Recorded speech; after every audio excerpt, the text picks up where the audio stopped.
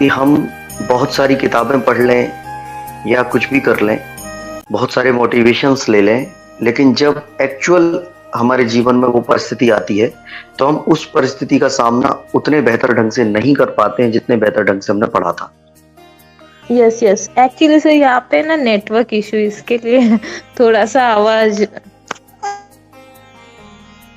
मुख्यतः मनुष्य के पास 3 प्रकार के माइंड होते हैं: कॉन्शियस माइंड, सबकॉन्शियस माइंड और अनकॉन्शियस माइंड। जो आप पढ़ते हैं, लॉजिकल रूप से सोचते हैं, या जो भी आप लॉजिकल गणित को सॉल्व करते हैं, वो सारी की सारी बातें कॉन्शियस माइंड से हैंडल आउट होती हैं। जैसे अभी आप मुझसे बात कर रहे हैं, प्रश्न रख रहे हैं, वह सारे के सारे कॉन्शियस माइंड से निकलते हैं, चेतन मस्तिष्क।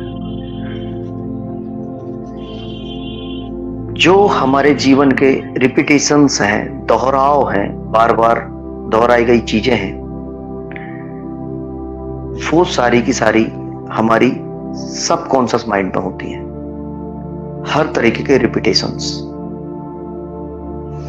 और जो हमारी भावनात्मकता है, वासनात्मकता है, या जो असल हमारा होना है, वह हमारा अनकॉन्शियस माइंड के पास होता है। तो अनकॉन्शियस माइंड और सबकॉन्शियस माइंड को हम एक कर देते हैं और कॉन्शियस माइंड को हम अलग कर देते हैं इससे। कॉन्शियस माइंड हमारे माइंड का बहुत छोटा सा हिस्सा है। चेतन मस्तिष्क हमारे अवचेतन और अचेतन मस्तिष्क का के मुकाबले बहुत छोटा है। तो जब हम बात करते हैं, विचार करते हैं, तर्क करते हैं, पढ़ते हैं या किसी मोटिवेशन स्पीच को सुनते हैं,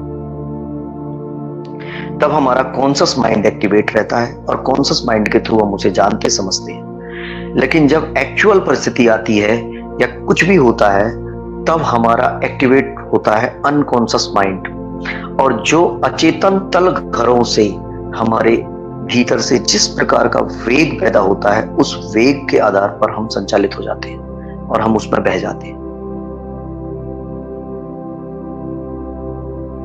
ये ठीक ऐसा है कि जैसे किसी महल के अंदर मालिक सोया हुआ हो और पहरेदार बाहर खड़ा है, और वह पहरेदार उस महल का मालिक बन गया है, और आप जाके रोज पहरेदार से कुछ विनती कराते हैं। वह पहरेदार सुन लेता है कि आपको महल में क्या क्या करना की अनुमति चाहिए और क्या क्या करना चाहते हैं, लेकिन मालिक आपको ऐसा करना नहीं देता। मालिक महल के अंदर है।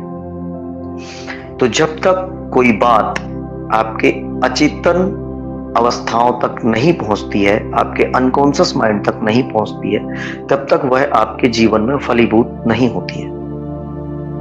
उसको करने के लिए बहुत सारी ध्यान विधियां हैं, सम्मोहन की विधियां हैं, हिप्नोसिस की, और बहुत सारे प्रयोग हैं जीवन के, उनके थ्रू वह अचेतन में चली जाती है। और जब वह अचेतन से अवचेतन से सबकॉन्शियस माइंड से संचालित होती है, तब हम उसके पावर का इस्तेमाल कर पाते हैं और वैसा हम कर पाते हैं जैसा हम करना चाहते हैं। सफल लोग और कोई नहीं, दरअसल वे लोग अपने अचेतन का अनजाने ही इस्तेमाल करने में सक्षम हो गए।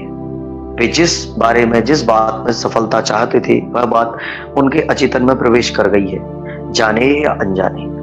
और असफल व्यक्ति वे हैं जिनकी यह बात उनके अचेतन तक नहीं पहुंची है। अचेतन कुछ और बोल रहा है और उनका कॉन्शियस माइंड कुछ और कराने की कोशिश कर रहा है।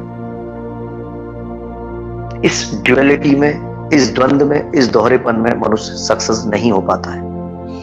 इस वजह से जब रियल स्थिति आती है, तब हम वह नहीं कर पाते जो हमने पढ़ा था या किसी से मोटिवेशन लिया था। तो आपको रियल स्थितियों का सामना अपनी मर्जी से करने के लिए आपको अपने अचेतन मस्तिष्क पर मालकियत चाहिए होगी। तो आप जिस बात को करना चाहती हैं, उसे गहरे से गहरे, भीतर से भीतर लेके जाएं। उसके लिए चाहें तो आप एक प्रयोग कर सकते हैं, क्योंकि डायरेक्टली मैं आपको इतने बड़े ध्यान या इतने बड़े प्रयोगों से नहीं गुजार सकता। तो मैं एक छोटा सा प्रयोग बताता हूं जो कि सभी के काम का है, हर एक व्यक्ति के काम का है। इसे ध्यान से सुनिएगा।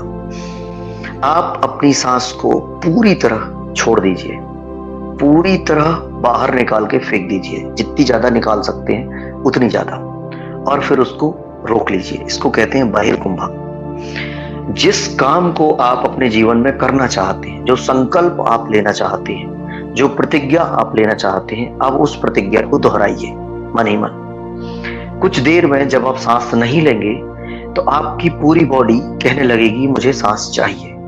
तब भी आपको सांस नहीं लेना है और अपने संकल्प को दोहराना है। अब आपकी अंदर के सारे माइंड एक्टिवेट होना शुरू होंगे, एक एक कोशिका जागना शुरू होगी, कतरा कतरा, हड्डी हड्डी, मांस मांस, मज्जा मज्जा, रक्त रक्त, बूंद बूंद, सब कुछ जागने लगेगा। हर एरिया आपका शरीर का, आपकी ऊर्जाओं का जागना शुरू हो जाएगा, क्योंकि सांस के बिना कोई नहीं रह सकता। सांस के बिना सभी मर जाएंगे। तो वे जागेंगे और कहने लगेंगे, पुकारने लगेंगे, अब हमें सांस दो, सांस चाहिए। तब भी आपको अपने संकल्प को दोहराना है कि मुझे ये करना है। इस प्रयोग को आप 5 बार दोहराइए और आप पाएंगे कि आपका संकल्प आपके अचेतन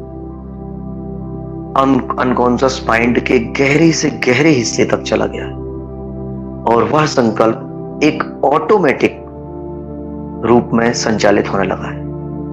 और आप देखेंगे कि आपका वह संकल्प, आपका वह विल, आपकी वह इच्छा कितनी आसानी से, कितनी जल्दी पूरी हो जाती है आपके द्वारा ही।